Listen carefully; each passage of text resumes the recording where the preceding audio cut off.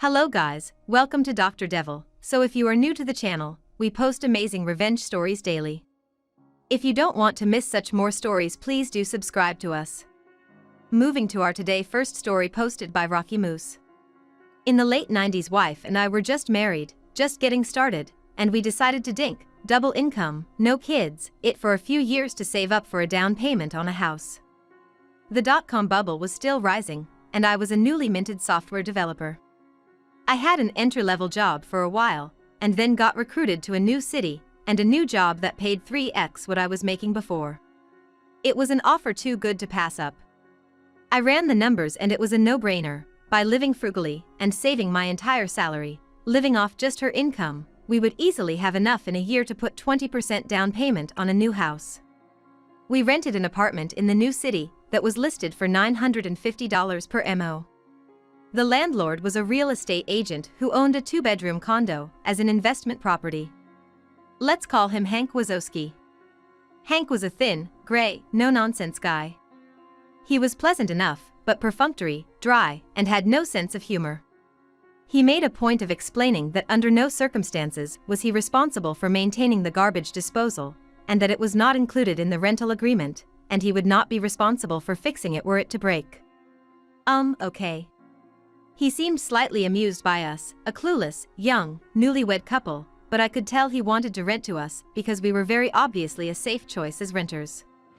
We filled out the rental agreement and the credit check, and this is where my troubles began. Hank looked hard at the credit application where I listed my job title, software developer, and my income, $75,000. For a 23-year-old in his second year out of college, in the late 1990s, this is a small fortune. Throw in my wife's salary, and we were over 6 figures in income, renting an apartment far beneath our means. As I said, dink is the way to go when starting. I can't believe how much money you make.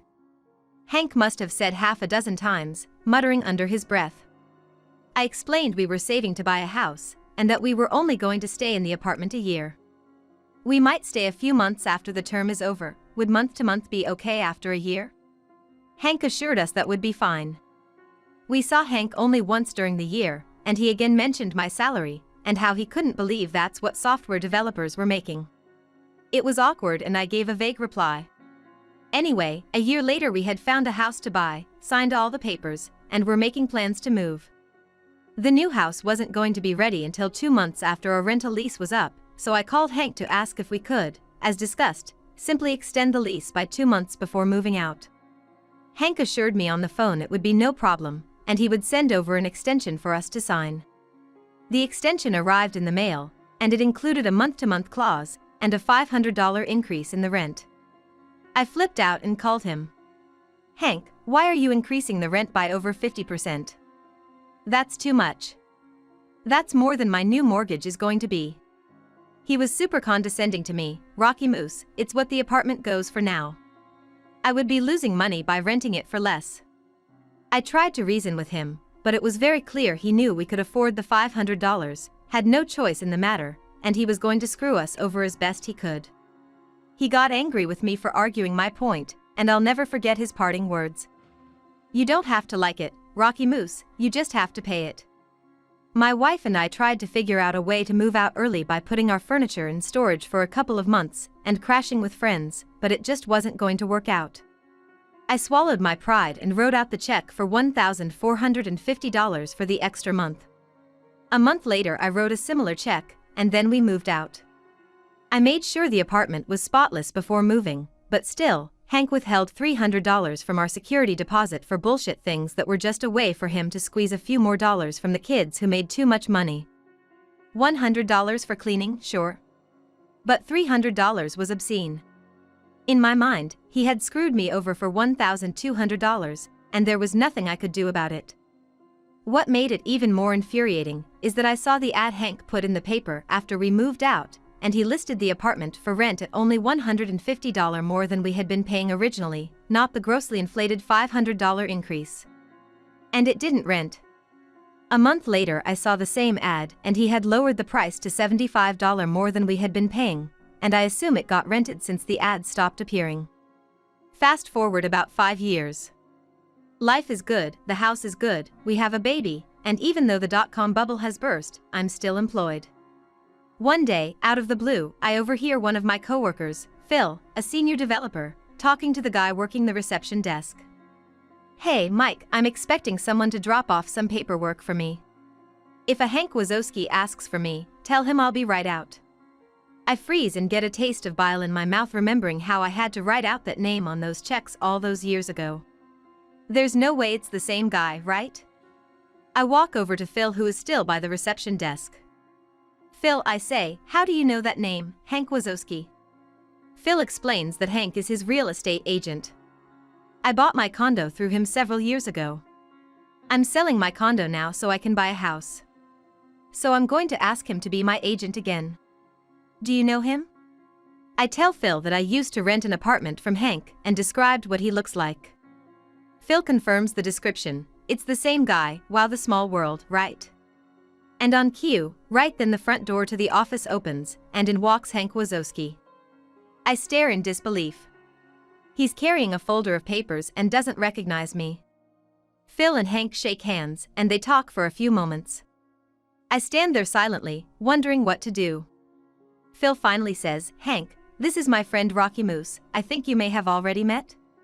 "Yes, hello Hank. Good to see you again. My wife and I were your tenants a few years ago on street. Remember, the software developer who rented for a year saving to buy a house? Well, this is where I work. Here. With philosophy." Hank's eyes indicate he now remembers me, and he's starting to put it all together. We shake hands and he says yes, of course, he remembers and asks how we are doing. "Oh, we're just fine, thanks for asking. Phil says that you're his real estate agent. Small world, isn't it?" Hank nods pleasantly. He still doesn't remember the details of our last conversation. I do some quick math in my head. This is the early/mid-2000s, the real estate market is very strong and easy money for an agent. The crash of 2008 is still a few years in the future. I start to think out loud. Selling the condo for around $150,000 to $200,000, and you're looking at houses in the $500,000 range, so that's $650,000 to $700,000 in total transactions. An agent getting 3% on the sale, and the purchase is getting around $20,000 for his trouble. That's a good commission for the agent, isn't it? Hank's eyes flash, and I can tell he remembers everything about me now. Phil is surprised at my passive-aggressive tone. I am enjoying the uncomfortable silence. Hank deflects my question, saying it's complicated, and tells Phil to send back the papers as soon as possible. He shakes hands with Phil, looks at me, nods, and goes to leave. "It was really good to see you again, Hank," I call behind him. He exits the building. As the door is still shutting, I say a bit too loudly, so that Hank can hear, "Phil, don't sign anything just yet, I have a story to tell you." Phil looks at me and says, "Rocky, what the hell was that all about?" He looks pissed and confused at my behavior. I tell Phil the whole story, the rent, the $500 increase, the security deposit. You don't have to like it, you just have to pay it, everything. "Phil, you can't use this guy to sell your condo and buy a house. I hate him. He's evil. I'll help you find another real estate agent, just use anyone but Hank." So the great thing about Phil is that, well, he's a great guy. He says he's a little surprised at my story, and has always known Hank as a straightforward guy. "But I see him doing that to you," he admits. "There's no way I could use him now." What a duck. Then Phil's eyes lit up a bit. "What do you want me to say when I fire him?" I have special feelings for Phil now. We came up with a plan, and I made sure there were some key phrases in Phil's repertoire. We planned it all out together in advance. My only regret is that I didn't get to see Hank's reaction in person a day later when Phil made the following phone call, while I stood behind him listening. "Hi, Hank. It's Phil calling. Yeah, about that. I've decided to get some other quotes from other agents. I'm not going to sign up with you. No, you shouldn't give a discount. You'd be losing money if you did that. No, this is just a decision I've made. No, it has nothing to do with Rocky Moose. Well, you don't have to like it, Hank. You just have to accept it. Goodbye." And it was the greatest revenge I could have ever imagined. Through a chance meeting years later, Hank got screwed out of $20,000 in easy commissions. And the best part is Hank knew it had everything to do with Rocky Moose. Here are some comments. First commenter, lousy arm. This is so satisfying. I feel like it's everyone's bad landlord fantasy. Second commenter, Youthy. Great story, but I feel like it's worth noting. A 50% per month increase to stay 2 months extra isn't that unheard of. When I ended each of my last 2 leases, a 12-month renewal would have run an 8% increase, but a 4-month extension was closer to 40%, and a 50% higher month-to-month was baked into the contract as well if we overstayed without renewing. Factor in how the rental market can change. 2 months might have been August to October, which is a big difference in rental demand, and I think you may be off base in assuming the $500 was because of your income. Third commenter, five-minded. Brilliant story. I'm such a believer in what goes around, comes around.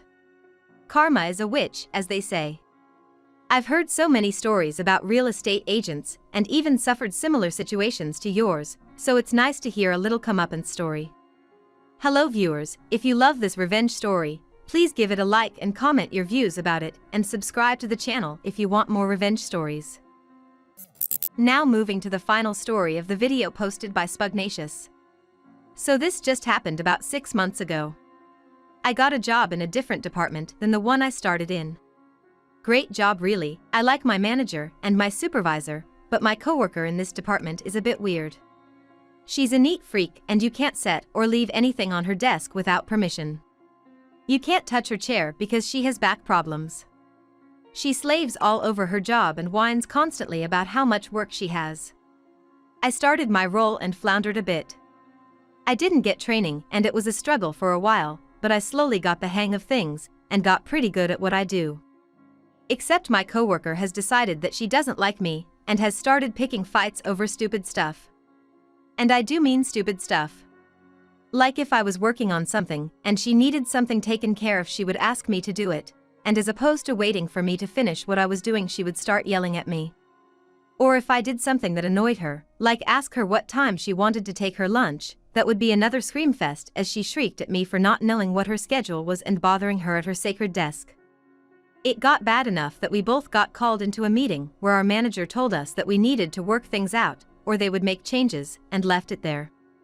That improved things for a little while, and then she was back to where she was before. Then I realized that she was keeping a log on me of every single mistake I had ever made. Seriously. Put a box on the wrong shelf?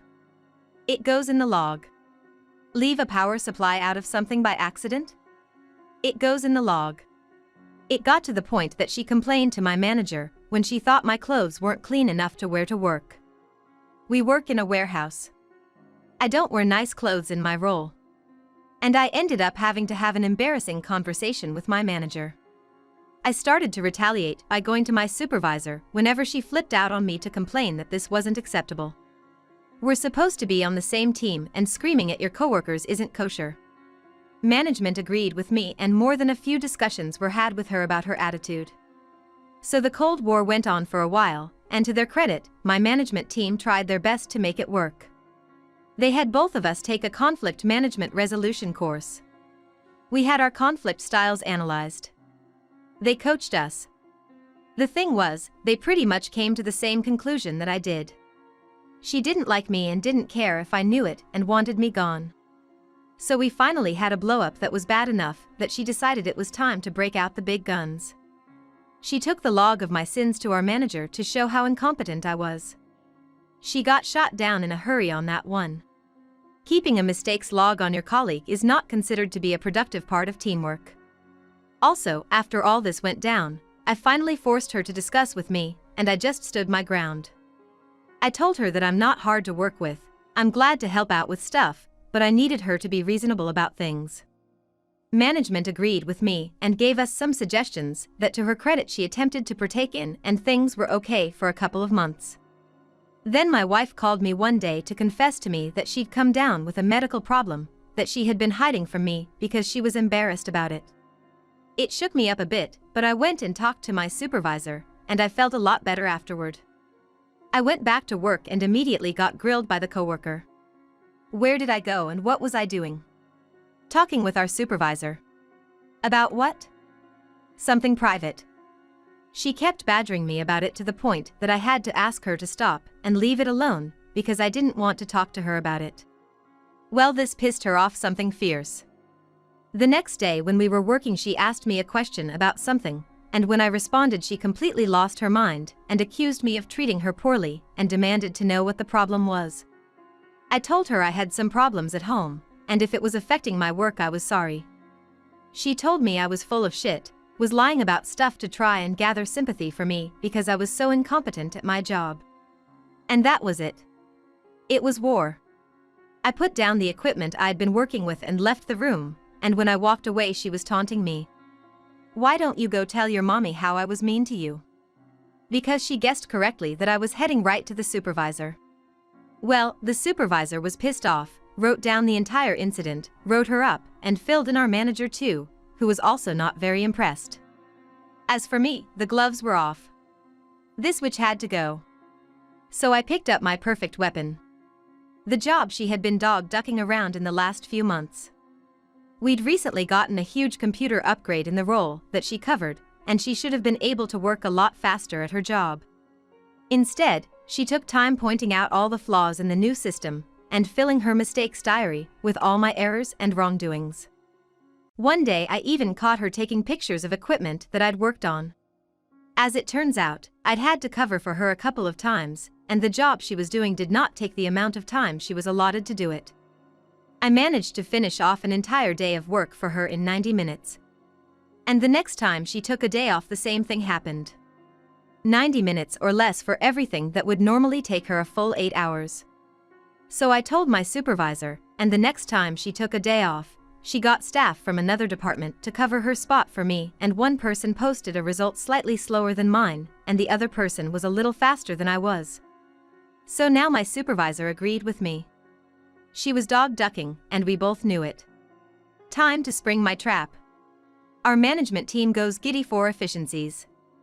Anything that makes your work better or faster will get listened to and usually approved. So I sat down and wrote a proposal that essentially broke our work area down into 2 zones. One being the returned equipment area, and the other being the processing/configuring area. I magnanimously offered to take all of the processing and configuring off her plate, and would allow her to deal with all of the returned equipment. On the surface, this looked like I was offering to do even more work than before simply so that we could stop butting heads at work and be more efficient. In reality, I was offloading almost half of my entire job onto her in exchange for something that she had been screwing around with and trying to look busy doing. It went even better than I expected. I submitted my proposal to our supervisor, who loved it, and she, in turn, asked our manager to review it, and she thought it was excellent as well. And then they asked my colleague for her thoughts on the whole thing. And she flipped her ducking lid. In email, no less.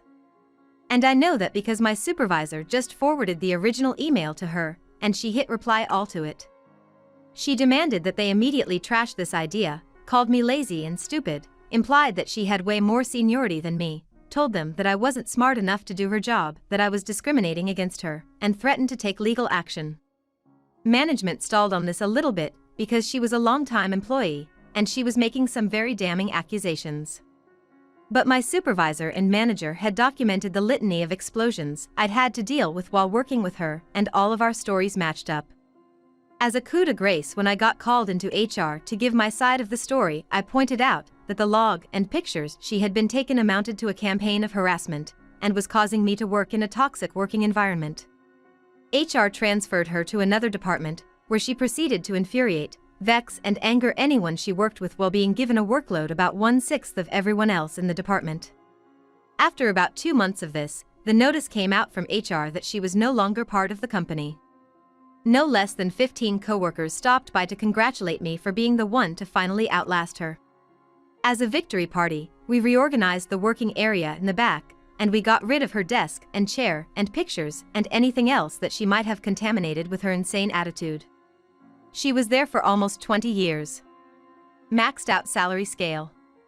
5 weeks of vacation per year, decent benefits, retirement plan, all of it.